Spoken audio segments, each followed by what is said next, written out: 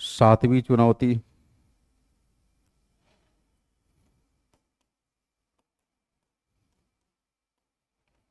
राष्ट्रपति व राज्यपाल के संदर्भ में।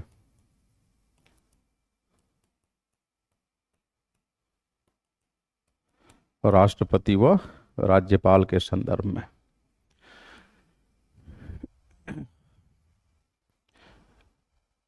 राष्ट्रपति का निर्वाचन प्रत्यक्ष निर्वाचन पद्धति से किया जाए या परोक्ष निर्वाचन पद्धति यानी अप्रत्यक्ष निर्वाचन पद्धति, ये बड़ी चुनौती थी।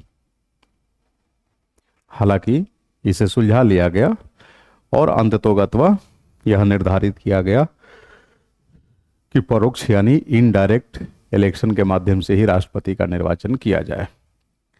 राज्यपाल को लेकर ऊहापोह की स्थिति इसलिए बनी हुई थी कि कुछ लोगों का मानना था कि राज्यपाल का पद जो है वो निर्वाचित होना चाहिए, लेकिन ये महसूस किया गया कि अगर राज्यपाल का पद निर्वाचित कर देंगे, मतलब डायरेक्टली इलेक्टेड कर देंगे, तो फिर मुख्यमंत्री की सत्ता को चुनौती दे सकता है, क्योंकि मुख्यमंत्री तो मूल रूप से एक विधानसभा क्षेत्र का प्रतिनिधित्व कर रहा होता है, मतलब निर्वाचित होकर आता है।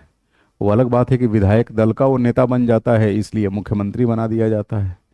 अब राज्यपाल को जब पूरे प्रांत यानी पूरी राज्य की जनता इलेक्ट करेगी, तो वैसे में तो उसके पास बड़ा जनादेश माना जाएगा ना, लार्जर मैंडेट होगा। तो ये एक ऊहापोह की स्थिति बन रही थी। प्लस अगर राज्यपाल को डायरेक्टली आप इलेक्ट कर देंगे तो राज्यपाल पद सृजन का जो मूल एक तरह से फिलॉसफी है, उसके पीछे की मूल दर्शन है, वही चोटिल हो जाएगा। हमारे यहाँ राज्यपाल के बारे में कहा जाता है कि यह दोहरे ताज का धारण करता है।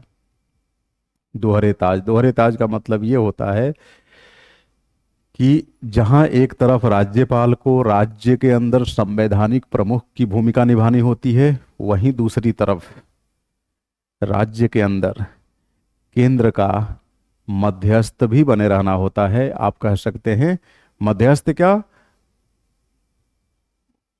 आप इसे कह लो केंद्र का एजेंट।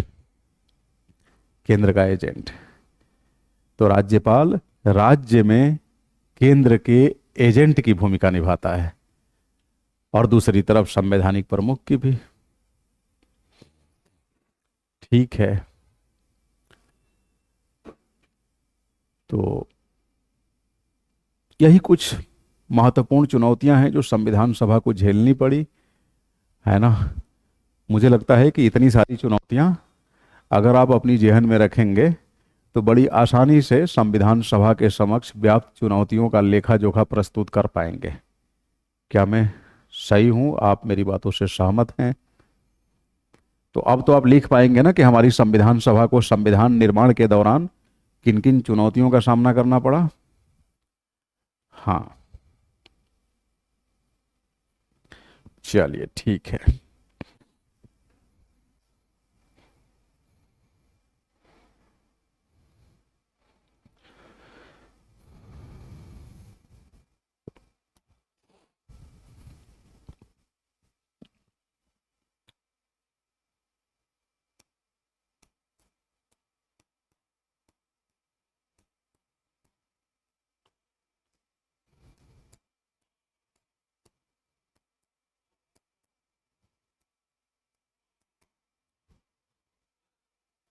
चुनौतियों का समाधान। तो चुनौतियों का समाधान संविधान सभा की कार्यप्रणाली में ही छुपा हुआ था।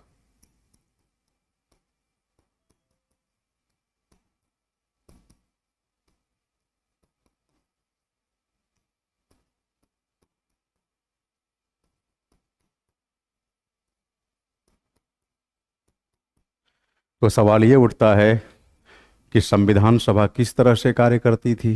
अगर ये समझ जाएं तो उसकी कार्यप्रणाली को समझ जाएंगे।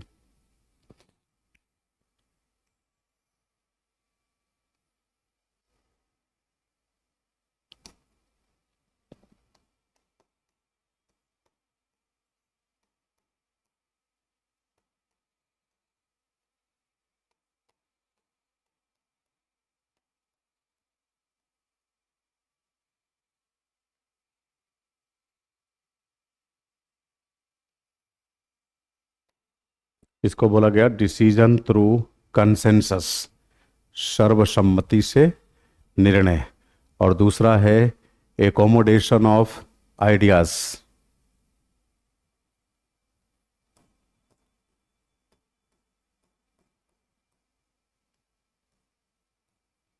विपरीत मतों के मध्य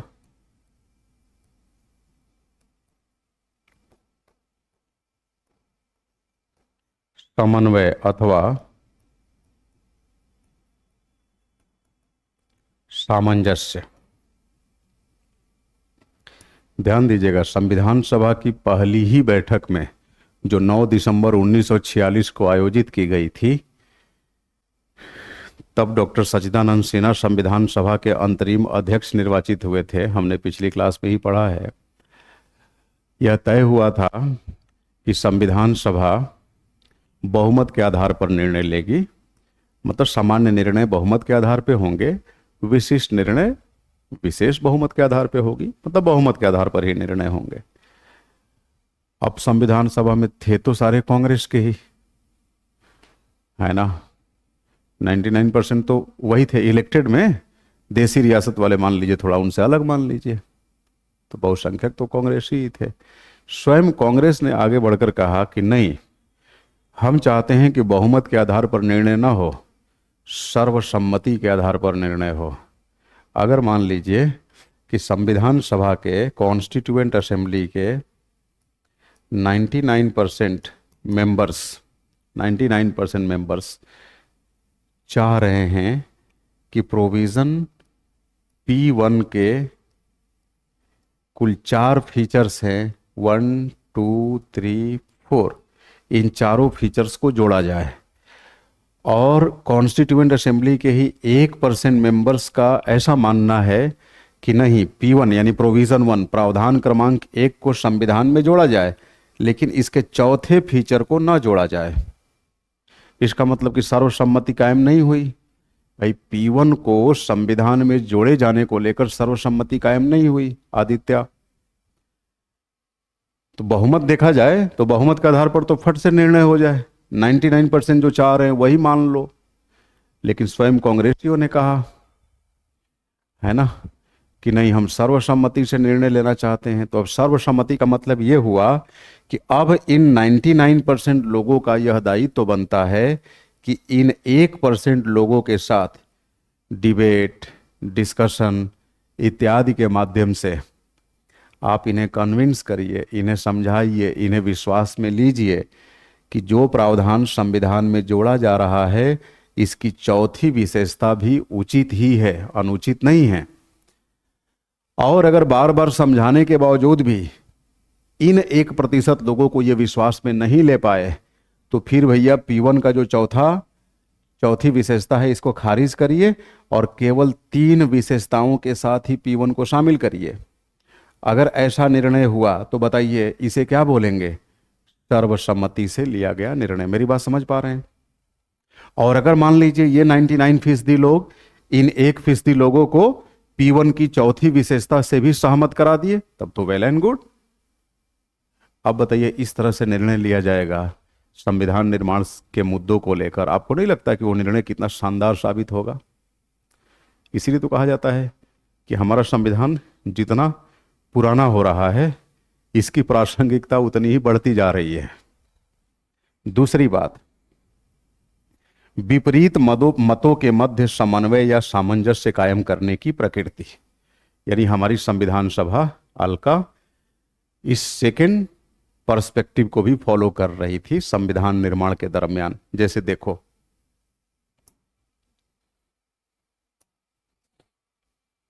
अब यहीं पर देख लीजिए, राज व्यवस्था की प्रकृति के संबंध में जब निर्णय लेने की बात आई तो कुछ लोग कह रहे थे कि हमें शासनिक प्रशासनिक क्षेत्र में केंद्रीकृत प्रकृति चाहिए या प्रवृत्ति चाहिए। कुछ लोग चाह रहे थे कि हमें शासनिक प्रशासनिक क्षेत्र में विकेंद्रीकृत प्रवृत्ति चाहिए। अब आपको नहीं लगता कि ये दोनों एक दूसरे के विरोधी मत हैं? अब इन विरोधी मतों में तालमेल कैसे? देखिए, इसको लेकर सर्वसम्मति कायम नहीं हो सकती, लेकिन तालमेल कायम हो सकता है। तालमेल कैसे कायम करेंगे? केंद्रीकृत प्रवृत्ति के कुछ लक्षण अपना लेंगे, A, बी सी डी। और कुछ लक्षण विकेंद्रीकृत प्रवृत्ति के, ई एफ जी एच, दोनों को आपस में मिला देंगे। क्या हो गया? एकात्मक और संघात्मक के बीच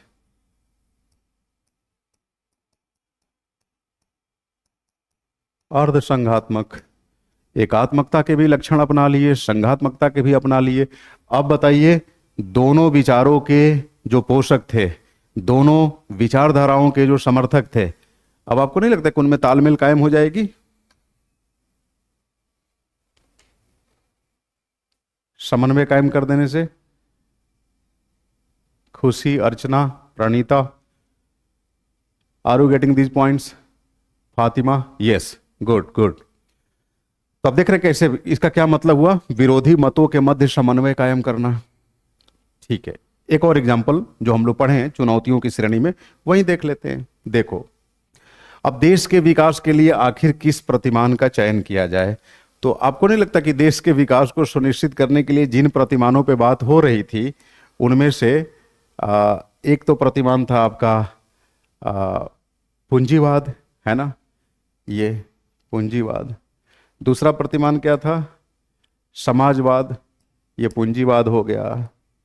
इधर देख रहे हैं समाजवाद, इधर गांधीवाद। तो हम क्या करने जा रहे थे, मतलब हमारी संविधान सभा ने क्या किया? पूंजीवाद के कुछ लक्षणों को अपना लिया।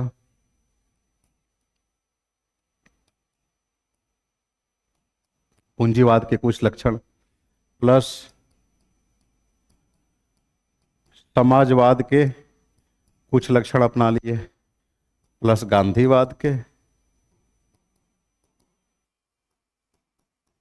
और इस तरह से हमने क्या अपना लिया?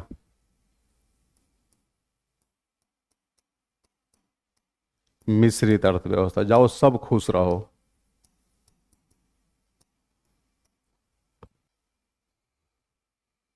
अब बताइए, संविधान सभा अपने समक्ष चुनौतियों का, आपको नहीं लगता कि इन दो विधियों का अनुसरण करते हुए बड़ी आसानी से उनका हल निकाल ली होगी? पूंजीवाद के बाद समाजवाद है, यानी देश के आर्थिक विकास को सुनिश्चित करने के लिए हमने विशुद्ध रूप से ना तो पूंजीवादी आर्थिक प्रतिमान को अपनाया, ना ही समाजवादी आर्थिक प्रतिमान, ना ही गांधीवादी आर्थिक प्रतिमान। इन तीनों ही के कुछ कुछ लक्षणों को अपना लिया। अब पूरी संविधान सभा सहमत हो गई। तो यही दो ऐसी विधियां थी जिनका प्रयोग करते हुए हमारी संविधान सभा ने अपने समक्ष आई कमोबेश सारी चुनौतियों का समाधान निकाल लिया,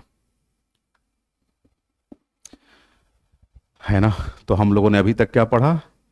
संविधान सभा का गठन, संविधान का निर्माण, संविधान निर्माण के दौरान संविधान सभा के समक्ष आई चुनौतियां, तथा संविधान सभा द्वारा ही उन चुनौतियों का किया गया समाधान।